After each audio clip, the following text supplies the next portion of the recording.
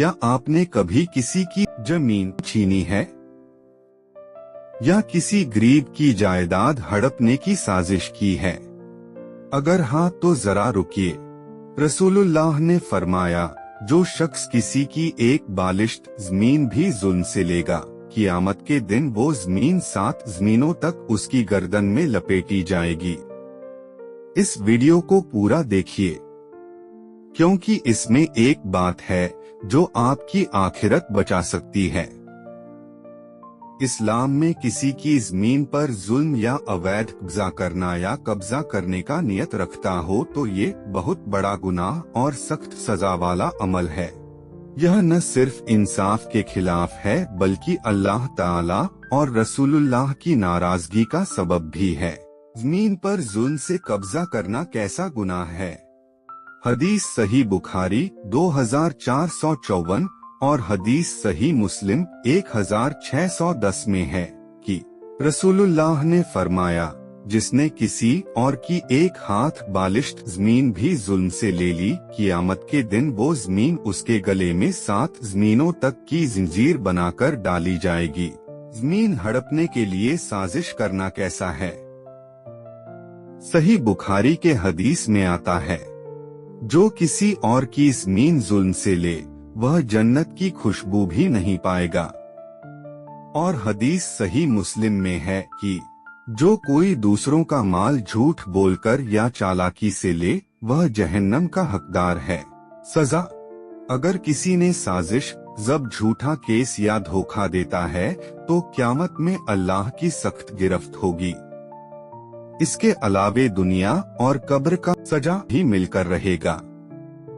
जैसे दुआ कबूल नहीं होती, माल में बरकत उठ जाती है, औलाद पर भी बुरा असर पड़ता है।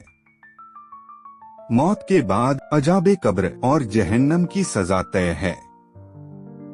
आम मुसलमानों के लिए नसीहत: दुनिया की 2 गज जमीन के लिए जन्नत की असली जमीन न खोइए। किसी का हक दबाना सिर्फ कानूनी जुर्म नहीं, अल्लाह की अदालत में बर्बादी का रास्ता है।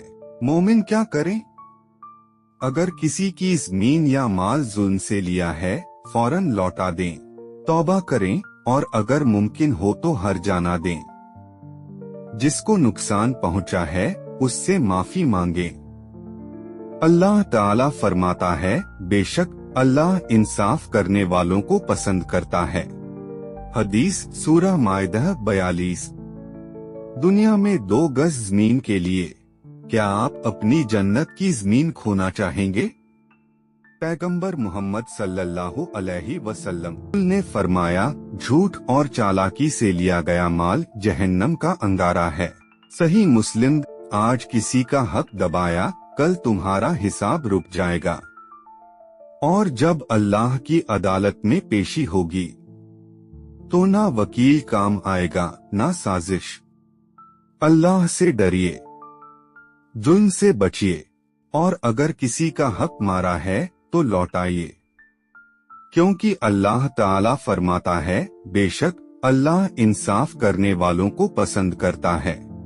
सूरह माइदा 42।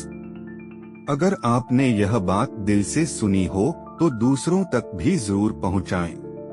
वीडियो लाइक और शेयर करें ताकि किसी और का भी ईमान ताज़ा हो जाए और हमसे जुड़े रहने के लिए चैनल सब्सक्राइब करें।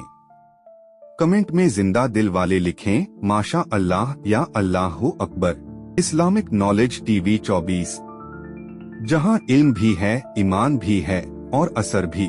सब्सक्राइब कीजिए इस्लामिक नॉलेज टीवी, जहां हर लफ्ज सीधा दिल पर असर करता है। वस्सलामु अलैकुम व रहमतुल्लाहि व बरकातुहू।